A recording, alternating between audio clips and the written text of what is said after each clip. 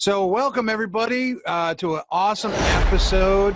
This one is going to be fantastic. And what I like about this particular topic is it's something that I'm passionate about.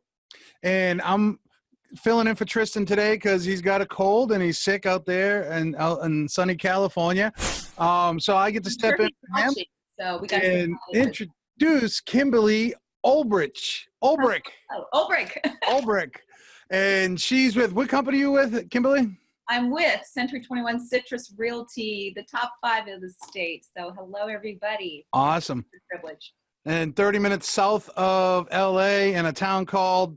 San Dimas. San Dimas. There we go. Nice point. You'll probably remember like Bill and Ted's Adventure. So San Dimas was a part of that movie. And oh, was it? if you're into Raging Waters, we've got that attraction for you. I hear. Yeah. Everything, to me, everything out in California is one of 3 things. It's either San Francisco, LA, or San Diego. Oh, there's much more, but yes, I understand. That's why I say about 30 minutes east of LA. Yeah. So we're going to be talking about something today, which is really, I think, instrumental in this business. And if you want to succeed as a real estate agent, this is instrumental 365 days, 12 months out of the year, but more so over the next 2 weeks after the 31st, I think, than any other time in the year. Would you agree with that, Kimberly?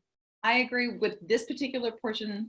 It's just more, it's just important every day, right? So yes, this is going to be a very crucial time for people to launch their business, and why not go for the low-hanging fruit, as we call it. Absolutely. And what we're talking about, ladies and gentlemen, is FSBOs and Expireds. Yay, fun topic. Yeah. So FSBOs, Kimberly, just give me the rundown before we still went live. Give us the rundown that you talked about FSBO. I said, give me that 1-minute blurb. Give me, if you can remember. So that's why I write things down. Okay, so what I said about FSBOs and Expireds is that it's a great portion of business. No matter if you're doing those 2 or just listed, just sold, you should have about 5 sources of your business. And my broker always encourages to go for the low-hanging fruit.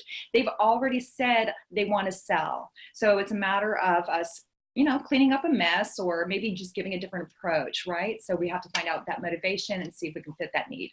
Yeah, absolutely. So Expireds have already been on the market. FSBOs are currently on the market. These people are already saying, I want to sell my house. I want to sell. Right. Yeah. Right. Yep. One of the things that I notice is when and California has a much larger population than New Hampshire. I think we have 1.3 million people in New Hampshire. You probably have 1.3 million people in one town, right? So and it's just everywhere. It's just a population ratio. So you're going to have a lot of agents going after and doing the same thing, calling these FSBOs and Expireds. You got to be conscious of that. How do you handle that? I mean, because you got to have a bunch of people calling. So John, I'm going to say yes and no. And the reason is because if we overthink things and we're saying, oh my gosh, other agents have been calling and I'm probably going to be the 100th call they get, we might psych ourselves to not pick up the phone and call that expired. So it's really important to just not worry about what other people are doing. You want to stay in our own lane, be focused like a racehorse, right? Yeah. So if I didn't do that, if I did not focus on just what I'm doing to create business, then I could probably be like your average agent. And we know that National Association of Realtors say about 3 to 5 sides of business, nationally speaking, an agent will do. They'll get their license, they think they're going to be like $1 million listing agent and have all this ton of business. When they realize, oh my gosh, it's work. So how do we not simplify, but how do we go and be more effective? And Expireds, if I did not do Expireds and for sale by owners, I will have not had about 15% of my business this year. 13 to 15%. Let's just call it 15% because that's easier math for me. Okay. 15% of your business. That's pretty fantastic. Yes. So I just calculated this morning. I'm like, oh, how much did I do? I did 7 sides of business that were just Expireds and for sale by owners. And closing today another transaction that's a 35 sides of business. So I know some of you all are out there saying, well, that's nothing. I do 35, 50, or excuse me, 50 and 100. Fantastic. I applaud you. But this is my personal best year. So I'm excited about that. That being said. But the thing is, in California, your average price is a little bit higher than New Hampshire. That is true. So actually our average home in my immediate town, I live in West Covina, which is 8 minutes away from San Dimas. And the average home is over 600,000, whereas LA County is about 550 or so. So Wow. you've got very good price points. Excellent. And Yeah. they do tease us. They say, you know, you get a commission and then we see you later. But for me, I'm just constantly, where's the next one? Where's the next one? Where's the next one? Yeah. And a little, and something, guys, that I just want to point out, statistically speaking, more properties are going to expire on the 31st. It does every year. No reason why we think it should change. So you should have some strategy. And if you don't have a strategy, if you don't have a system, I know Espresso is offering some great deals. We'll get them out to you. We'll post them. Yeah, we'll get them posted up in the live feed inside of Facebook. We'll get you those deals. What do? You call? Do you send anything out? Do you go visit the property? What do you do? How do you handle it? Thanks, John, for that. Because typically I just do a lot of phones. I used to hate the phones, you guys. So if you're like me and you're like, I don't want to call, I'm afraid to be rejected, or I don't want somebody to yell at me. First of all, you just got to get out of that mindset. So the biggest portion of this, if I can stress, is the mindset. Love it. I'm so fortunate. I have a great office because we really start our mornings about role playing. It's important to role play. So if you don't have an office that's role playing, find somebody who will role play with you. And I'm sure in the Slab Code agents, you're going to find, I think you have 108,000 people in your group. So there's bound to be somebody who's going to role play with you. Plus one. Yeah. Yes. So that being said, it's important we start our mornings with role playing. With affirmation. So we tell ourselves we're a great listing agent. People like me. I like others. I'm disciplined, accountable to my daily schedule, etc. So our mindset is strong. And then we prospect in the morning about 2 to 3 hours, and then a little later. For me, when I door knock, you asked if I go in person. I will structure my time 3 to 5 in the afternoon to go door knocking, whether it goes straight to the expired or straight to the for sale by owners, or even just listed and just sold. Okay. And I keep incorporating just listed and just sold because some of the questions we get to with the expireds and for sale by owners are going to be the same that we apply for the just listed, just sold, right? Because we're just trying to find the motivation. So that morning time is crucial for the expireds and for sale by owners because guess what? They're going to get a lot of calls in the morning, right? So you want to be one of the first people to get in contact with them before they decide to shut their phones down and not answer another call. So. So I do the calls in the morning, and we'll touch physically base in the afternoon if I can, possibly. What do you say? What a lot of agents will say, but I think the most important thing is about being authentic, internalize. I have scripts that I follow. The scripts, though, it's like, I like using this analogy. It's like your primary colors, your red, your blue, and your yellow. Okay. But how we incorporate those questions, how we use our inflections, our intonations, our body language. And it's important to have body language even when you're on the phones because 100%. energy, right? And I think people, listen, we've got agents here and they come to me for guidance. And a lot of times I address their body language. They have to sit up straight and just, if you got to get a mirror, then get a mirror so that they can see themselves smiling. And I hope you're seeing smile then dial, baby. Oh, I like that. We hashtag. So where was this question again? See, I got a lot to share here. So just what you say to break the ice. Right. So the structure, listen, I'm a Mike Ferry, we are Mike Ferry organization followers, okay? So our scripts are Mike Ferry based. And since he's the godfather of sales, why deviate? He's amazing and it works.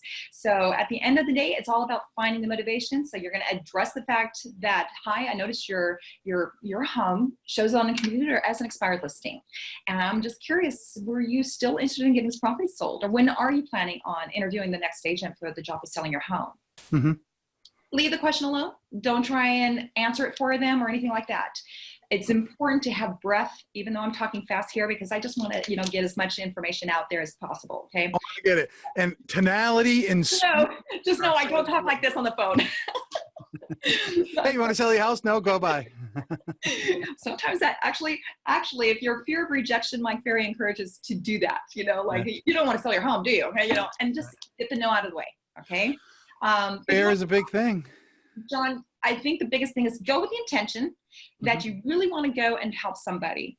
Sure. Get rid of the commission breath, forget about your needs, what your food on the table, roof over the head, or anything like that, because that will come if you do your job, right? So it's important to really know that you have value. One has value to bring to the table. Do you really believe you can help somebody since they've been on the market for 5, 6 months, a year?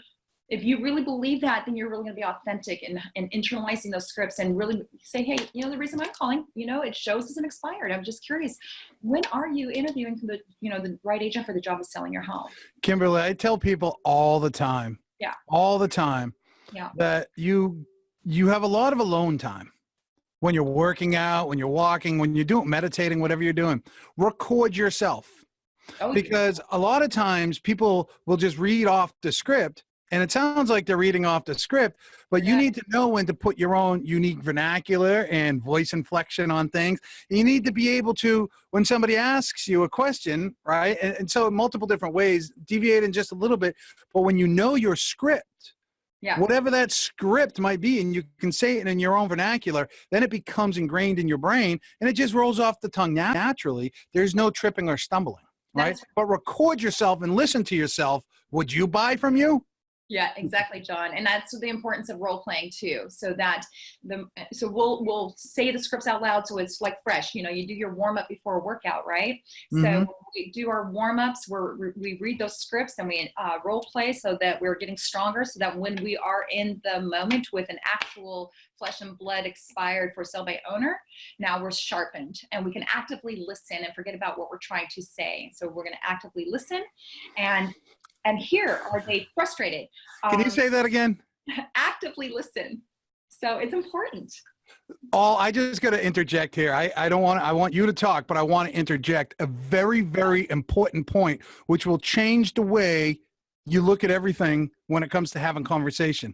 Hearing is physical. Listening is psychological. So hurry up and shut up. Beautiful. I love it. Yeah. I can't say it any better than that, John. Right.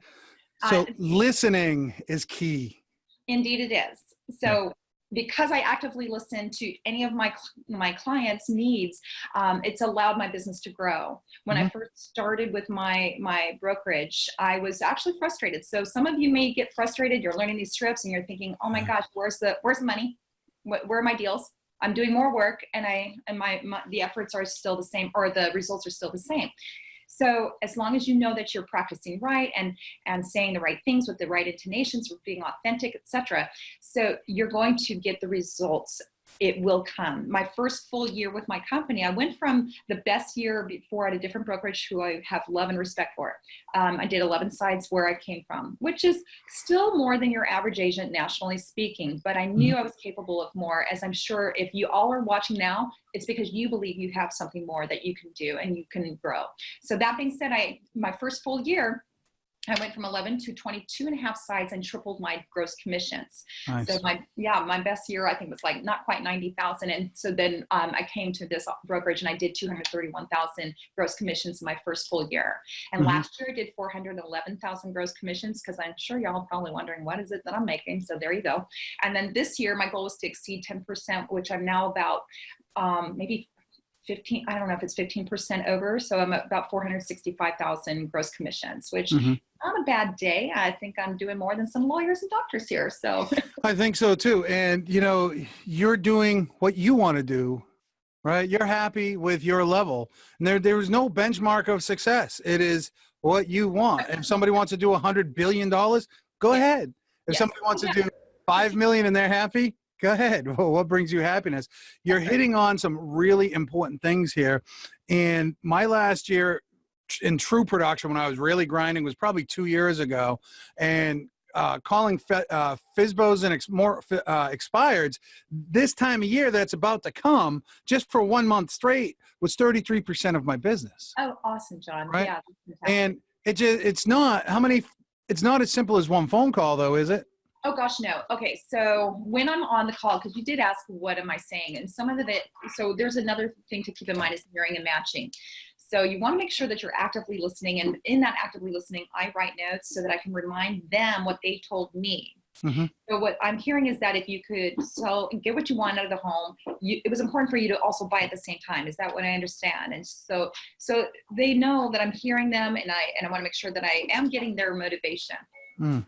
And if something's amiss, they're going to correct me, or there'll be added information. So if that doesn't happen in just the first 20 seconds of a call, that happens because I've engaged them. And I oftentimes, John, will get people saying to me, I'm telling you more than I've told the last 20 agents that have called. So there is something about how we ask the questions. Are we really showing empathy? Or one time I got a deal. One time I got a client that, because he was frustrated. I said, you're frustrated. And he says, yeah. And I go, I'm frustrated too. You want to know why? And he goes, why are you frustrated? And I said, because your last agent made my job harder to help you. And he laughed because because everything was like, all your agents are the same. And, because what happens when expireds are frustrated. So they think we all are going to be the same. There's nothing different you're going to do. You're going to put in the MLS just like the last agent. I mean, there's only so much. And you say, okay, there is only so much an agent we can do to help get a property sold. But at the end of the day, what I'm hearing is you still want to get your home sold, correct?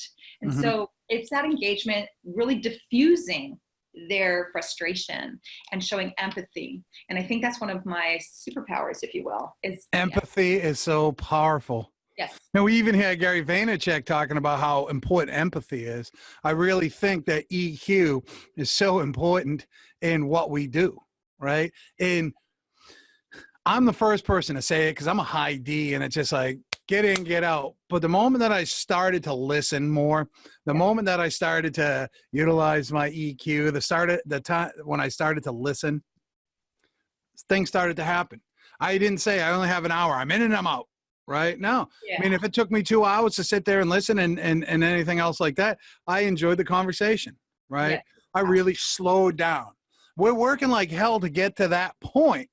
I used to have a telemarketer in ISA, and she would get on the phone. She'd be on the phone with these people for a half hour, laughing, having a good old time, and it would drive me nuts. I'd be like, come on, get off the phone, get on to the next one. But she almost always got an appointment with these people, or a great follow-up that led to an appointment down the road. Yeah.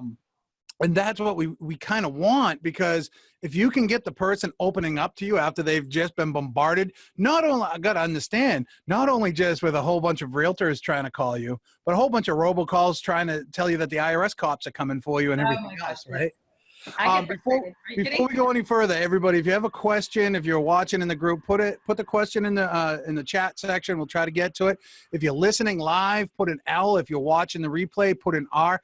Give us some hearts and likes on stuff that you really like what we're saying. Let's move on.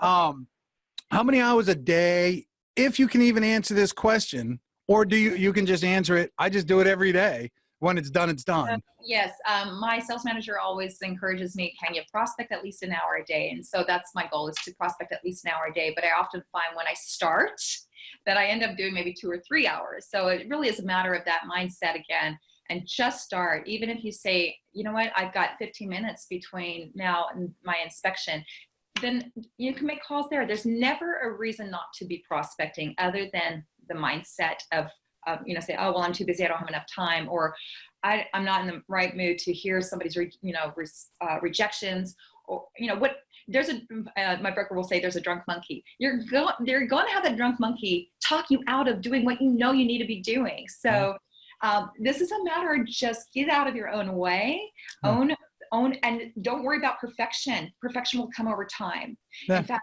it will actually never happen. It'll never come. Become excellent.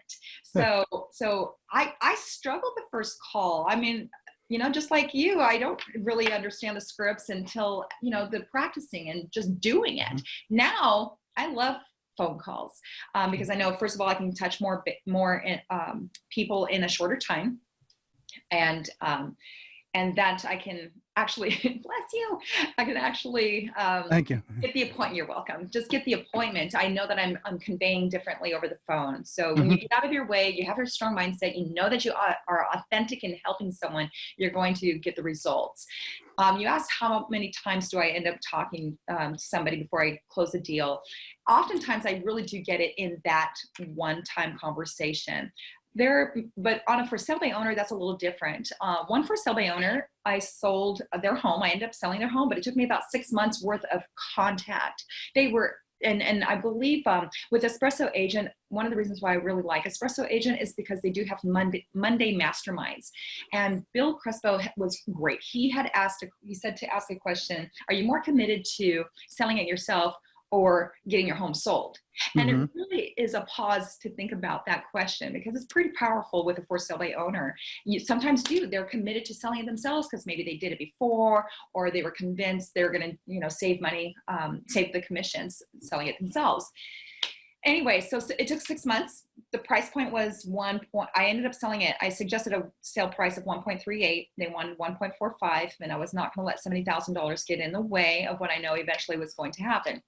And we ended up selling it 2 months later at 1.375. So had they started where I suggested, might be, closer to that 1.4. Regardless, it took 6 months to earn about a $28,000, commission check, which is not bad. I didn't just wait for that one deal because I can't. If you break that down by the hour, it's not $6.85 an hour. Yeah. That's right. I mean, that's a couple $1,000 an hour. And somebody, like sometimes when newer agents or people who aren't as part-time or whatever the case, they may say, oh, I've got a lead, but they really don't. They really don't if they really are honest with themselves. Just because you have them in your phone and you had a great conversation and you had coffee or whatever you think you're doing, you really don't, because someone else who's going to be more, they're stronger, more betterer. More better, yeah. So they're going to be effective. I mean, how many times do I go through my phone and like, oh, you already bought, oh, you already sold, So it's about the follow-up. It really is about the follow-up. You can't just assume because you made great connection over the phone, they're going to remember you and trust and make that appointment with you. And they'll say, oh, I'll call you when I need you. I already addressed that, and I'll say, no, it's my job to stay in contact with you. So in this way, you'll see how I'm going to earn your business. It's a matter of earning their trust because they just got frustrated for their home not selling. So how are they going to trust another person come in and save the day? So my experience now, I get to say with them, these are my stats. I'm helping nice people like you getting results. You were once on the market. Now and if you don't have that stats, you have your office stats. So as a realtor, you're working for a brokerage, you can say, look, our office, we sold 30%, we're expired for sale by owners. So we can do the same for you. And not only that, our office sells at X, whatever your stats are, you can share what's going to be your strength. So hopefully that helps. So some questions are popping up. Some questions are popping up on the webinar side of things, and I'll look through over here too to see if there's any popping up. Okay. We'll get to them. We're going to go until 2:47 or whatever 47 is in your area because we started 7 minutes late, and then we'll get to the questions. Let's touch on, for sale. Let's touch on for sale by owners because they are a slightly different mindset. The whole goal is to have these conversations or have, in my opinion, 3 or 4 different canned conversations to get to one conversation, to get to one path. And that path is the appointment conversation. That's right. So you got your expireds. We talked about that. We'll touch on some things here. FSBOs. Do you do anything different for the FSBO?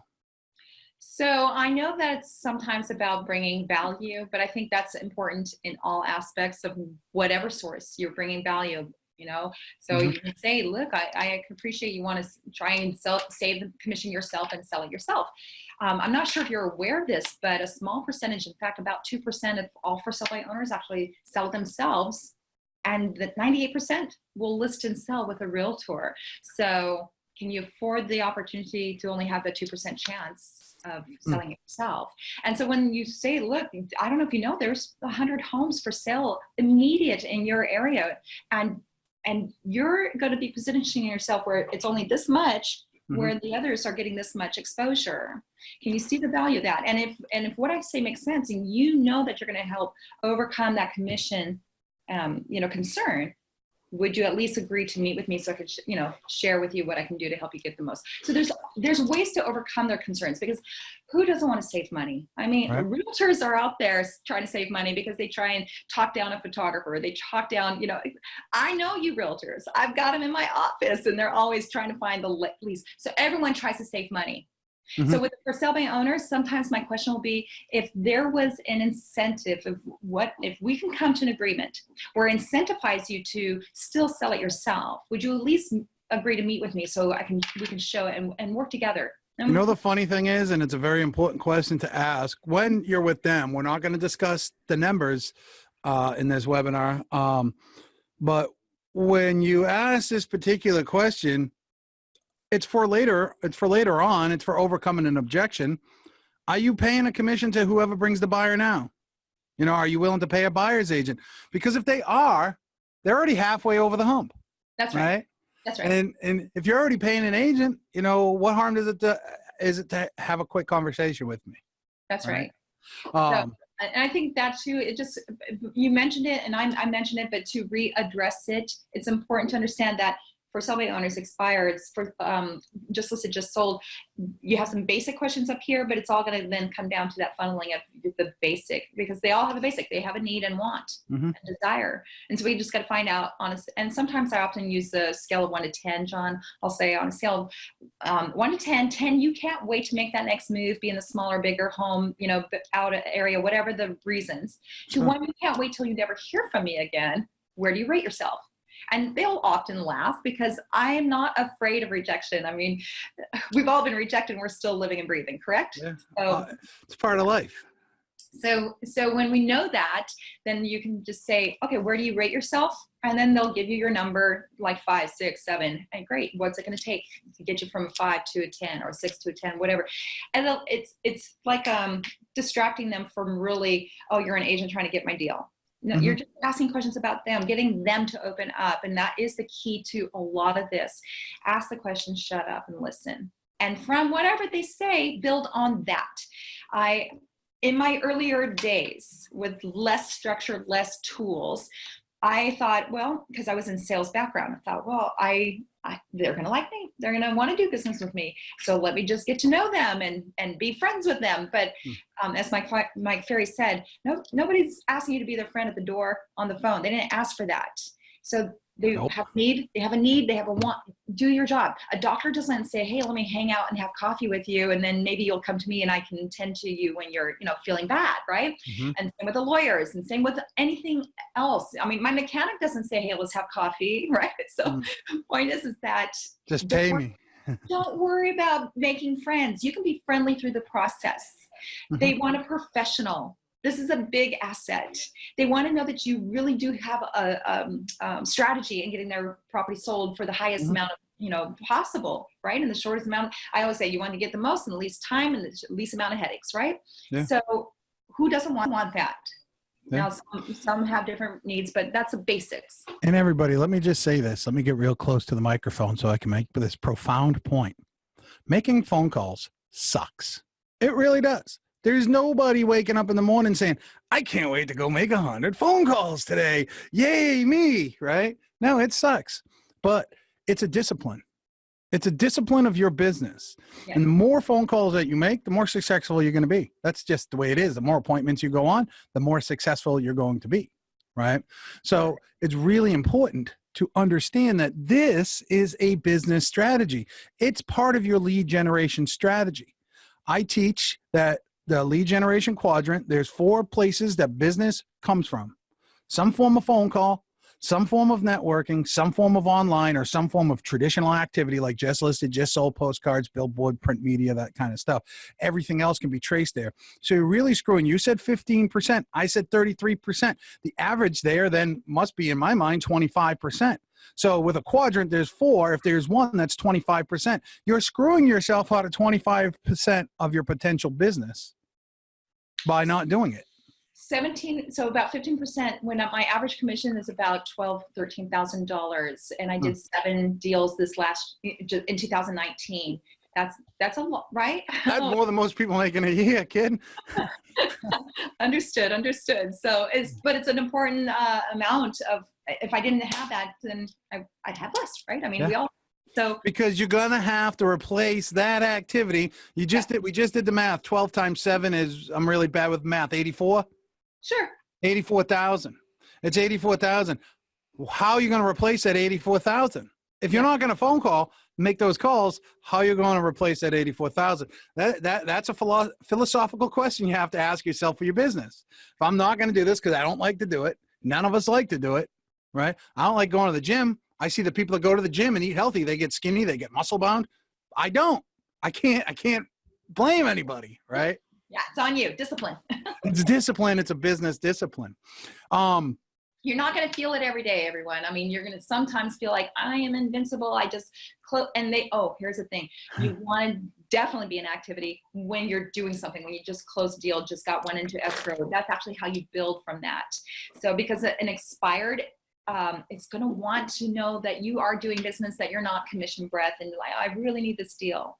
And so oftentimes I diffuse their, you're just looking for the commission. John, I usually say to them that, look, my commission will come if I get you what you want. So let's not worry about what I want. Let's worry about what you want. You want to get your home sold, right? So I address them. I'll acknowledge them. I'm not going to be stupid or make them feel like, no, I don't want a commission. I mean, that's silly, of course. And I will earn what I earn when I help you get what you want. So you're hitting on some really key aspects that we could actually have a whole day webinar on, which is the commission breath. It is the mindset. It is the discipline, right? The desperation. See, people will smell that desperation on you. Right. They will smell it over the phone. We joked earlier about the mirror. There's some people I know that they have a mirror because when you're smiling, you sound different. When you're down and you're dumpy, you sound different, right? Stop trying to sell people anything and just start trying to help them. I had a personal post the other day, and I do a lot during December with giving and stuff like that. I don't post 90% of it. Only a few things that I think need to locally be shout out. But I said, I've been selfish and I haven't shared this secret with everybody. The key to being happy, the key to success is giving. Yes. Is giving, not taking, giving. When I give, I feel good. It builds me up. So if I can find just simply a person to help through these phone calls, I'm going to get rejected a lot. How do you handle rejection? I can almost tell that it kind of just rolls off you. Yeah. Right. I take it personally. They don't know me. So you got to know that. And how many times do I hang up on someone? Now I hang up on people differently. I say, I appreciate your call, but I'm not interested or whatever. And I hang up. The point is we're all getting rejected. We all know what it's like and we all survive. Yeah. And that's what I conveyed to the expired. Look, at the end of the day, if what we say makes sense, wonderful. If not, I only wish you the best, whatever you decide. So when they realize, hey, I'm going to sleep fine. And I sometimes say that. I'll say, if we meet and you still are not ready to hire me, I'll be okay. I'll still sleep at night, and so will you. And so they know, like, okay, great. She's not desperate. She's not going to tell me what I want to hear. And I do say that. I'm not going to tell you what you want to hear, because if I tell you what you want to hear and I don't produce, you're going to be angry with me, just like you're frustrated with the last agent, right? And so that makes sense to them. They understand I'm not going to be telling them what they want to hear, but what is factual and what our professionalism. And I will bring, hey, I have a code of ethics to adhere by. I have to tell you the truth. My fiduciary obligation is to be truthful, honest, and to fulfill your needs, not mine. My needs will be met as long as I meet your needs.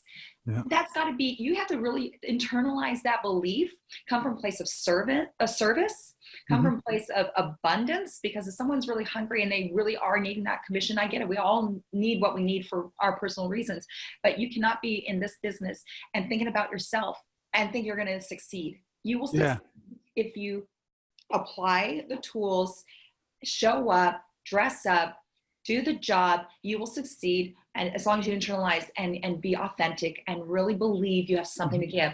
There are times where I'm on the phone and they'll say that I sound different than other agents because I know that they've told me another agent got really bully-like, you know. I mean, when they tell me these things that they hear on the phone, I get actually appalled that our industry has people who are so, you know, self-importance and, oh, you're making a mistake or whatever the reasons they say, or, you know, the things that they hear.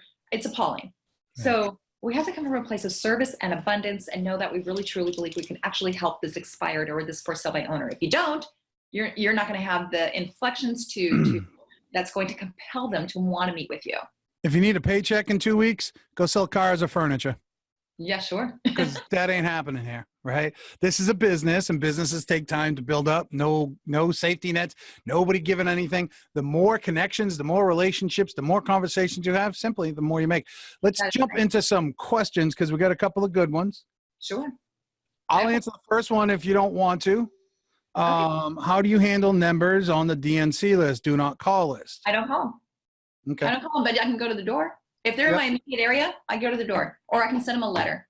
At the end of the day, I don't worry so much about people. Oh, we had a great call, and they are still not making an appointment with me. Go to the next one. There's other people out there who need your help. Don't get so held up on somebody not having a number to call them or access them. Just next. I'm going to say two things. One is all the systems will scrub the numbers for you. You can opt out of that scrubbing if you want. You're taking the chances on your own. But you can go to the door. I always have a stack of these handwritten in these cards, because when you get this, it's going to look like a card from somebody that you know. I don't put my name up there. Mailman hates it. And I put a regular stamp and I send it. Didn't sell. You do whatever you want. All this can be made on the LCA Marketing Center. You can make postcards. You can use Canva. You can use apps. That's really cute. Do something, right? Yeah. Now, that's how we handle the DNC. So we don't call them because legally we're not supposed to. If you want to, that's your business. We don't endorse that. So the numbers can be scrubbed. Somebody said, blah, blah, blah. Hold on, let me get to this. There were some good ones. Okay. Liz, do you scrub you? So we answered that. We scrubbed the list, and the systems all do that. Do you have any wins or takeaways from past January 1 expired call days you could share? Yeah, every day. Okay, perfect. So through Espresso Agent, and one of the reasons why I like that, I said they have masterminds Monday, so you get your mindset for the week. But I made a call. It was an expired. So the first number, nobody answered. Second number might have been a DNC, but it was the third number. Now the third number is, you might, how do I say this? Sometimes that third number associated with a property address really might not be the actual owner. But anyway, the person answered, and he said, no, it's not my home. Okay, well somehow, and this is what I say, and it's not in the script. Somehow your number is affiliated with this property. I'm not sure if you know the owners or not. Do you? He said, yes, they're my parents. Okay, well, it showed that they wanted to sell and it expired. Do you know if they're looking to get their property home still, or did they change their mind? He says, no, I'm not sure. They did want to get it sold. So I'm having a conversation with him. That could be a big hurdle for some people. Sometimes people don't even get the fact that he was a son of the owner. They'll say, oh, you're not the owner. Okay, sorry to waste your time. Bye-bye. You get a lot of people like, let me get to the quick no and move on, because they want that quick yes. So I just go a little deeper. And in that deeper, he says, oh, they're going to be, leaving country, in a couple days. Oh, well, that's unfortunate. I said, that's unfortunate because, if they're still wanting to get the property sold by the time this or that. My conversation went from they're going to leave to like, okay, you can meet them the next day. Mm-hmm. And I got their home listed right after I met with them. Point being is that I would not have gotten it if I didn't ask the questions. You've got to ask the questions. You have to have enough questions in your arsenal, and so that you know how to navigate through the immediate no. Mm-hmm. Yeah. You're 100% right. And, salesmanship or salespersonship, I guess we have to call it these days, right? Salespersonship. We got to have and it's not sleazy. We got to know what questions to ask. We really should only have 5 to 10 questions that are core questions that get us on track to why you're selling. Yeah. There's only a few answers, right? And it's going to come down to some sort of life event, right? Somebody died, they're a blended family, they're relocating, right? Usually that's it, or some other personal reason. We need to know why. Why are they moving, right? What's your time frame? He told me the same thing. He didn't give any other people the same time he was giving me over the phone. So as long as you have questions to ask, you're actively listening, you build from that. There's a formula. You repeat what they said, some way, not not, verbatim, you recap what they said, you affirm what they said. I understand, I appreciate that, interesting, whatever comment to, confirm that. Then you ask another question or two, depending on how they answer, but you just keep going and you build, you allow them to speak. I had another one. The question was about what other, was it obstacles or challenges? I can't remember exactly how that question was, but I did have another expired and he was frustrated. It was like over 6 months, 7 months on the market, didn't get sold. And he was frustrated, and we had a language difference, but I was able to penetrate through that. And sometimes I meet people who are definitely on a different language, and I have other colleagues that can, bring on and ask the questions for me. So you just said something that's so important that I was thinking about saying, and you've said it a bunch of times. Questions, and that's part of salespersonship, is asking questions. It's control. Yes. It's control. When I ask a question, it elicits a response. I get the response. Then I can formulate my next question. I'm in control of the conversation. It really is great, John, because then it's allowing them to talk. Salespeople will, I hear it. Now, I'm talking a lot because this is a forum where we're talking a lot. But I'll ask a lot of questions. I slow my speech down because you also want to make sure you're not speaking fast over the phone, because maybe they do have a hard of hearing, or they're a different language, or it doesn't quite translate through. So you really want to make sure you're speaking in such a way that's going to translate through. And we have to have the ask, because then they want to talk. They really do want to talk. They really do want to share, but they need to trust you. Truth of the matter, Kimberly. Questions to earn that trust. Truth of the matter is, there's not one seller out there that gives a damn about you. Oh gosh, no. They love themselves though. and that's the easiest topic for them to talk about, right, John? Right.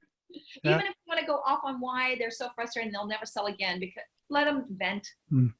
So we got a great question here, which is something that I would say over the last 18 months, maybe 2 years, is starting, and we're going to start to see more of it. I'm going to paraphrase the question because there's one term in there I won't use. What do you say to fight the iBuyers when prospecting? What do I'm sorry, I missed the iBuyers. If somebody brings up iBuyer, we're just going to sell it to whatever iBuyer program is the flavor of the week. Have you come across that? Are you prepared for that? Sure, absolutely. I'm really actually excited that you brought that up. This is what I'll say. I'm not sure. So what I'm hearing when you say that is that you are willing to pay a commission, but you're looking to save some money. Is that what I'm understanding? I think so, yeah. I just want to sell my home.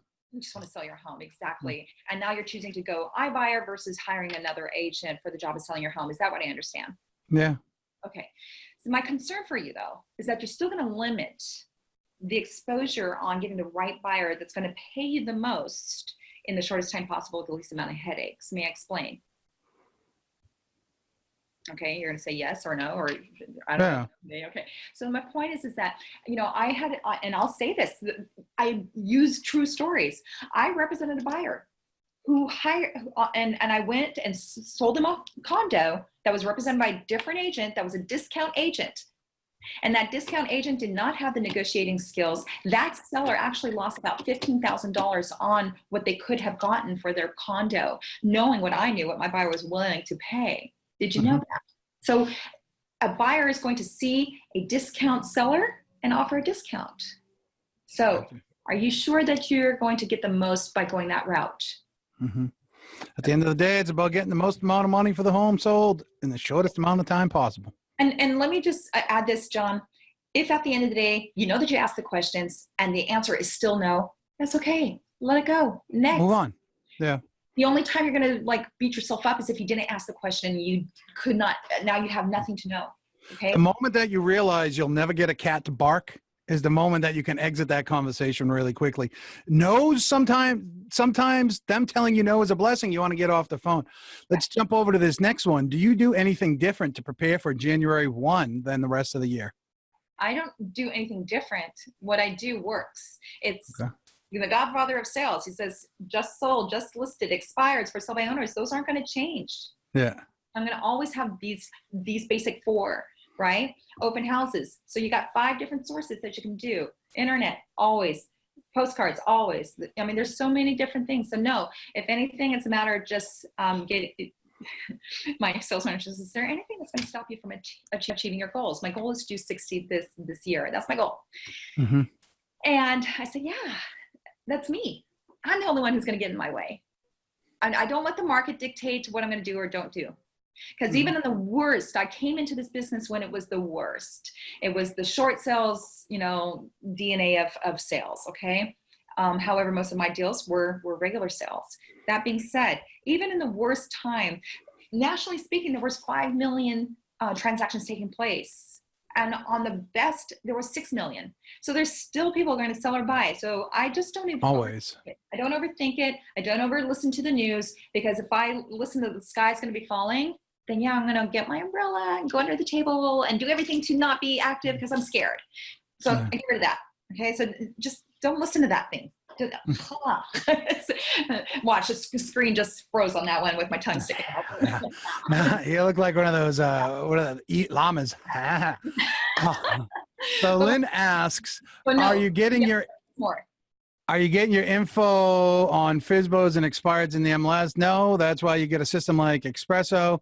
And I don't even say it right, man. I just call it espresso, right? It's espresso. But I call it espresso because I'm from Boston, and that's just what we do. Okay, so the espresso platform has been very beneficial for me because they make it easy. The numbers are already there. They already scrub them for me. I don't have to hunt for the FSBOs. I don't have to, go on any of the platforms. They're already there. So they make it very convenient. And then they also make it convenient if I have numbers that I want to add on. Maybe it's my past clients or sphere of influence or whomever. I can categorize them. And so when they make it easy, then it takes the excuse of getting busy to get busy, right? Takes that and just start. Click. Let's go. So and sometimes the biggest part is just getting started. That's why I think they call it espresso, right? Because you get the jolt. Just get it done. Let's go. Yeah.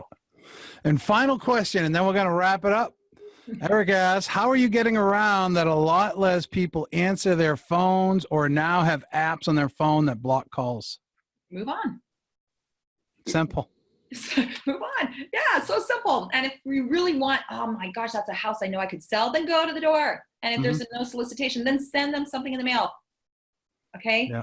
So there's going to be so many questions of this nature that I don't know, maybe it's leading to you like, I'm just not going to take activity. I'm not going to take action to get into activity because there's going to be so many calls that aren't going to be answered. So I remember Tristan a year ago, maybe it was 2 years ago, took a picture of himself outside of a gate. And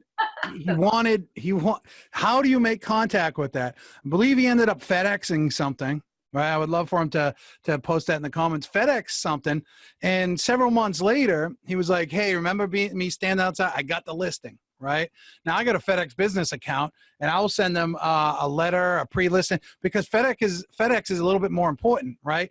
UPS, the mailman, he delivers bills. UPS, they deliver stuff, right? Things that you ordered or whatever. FedEx always was like important stuff. Right.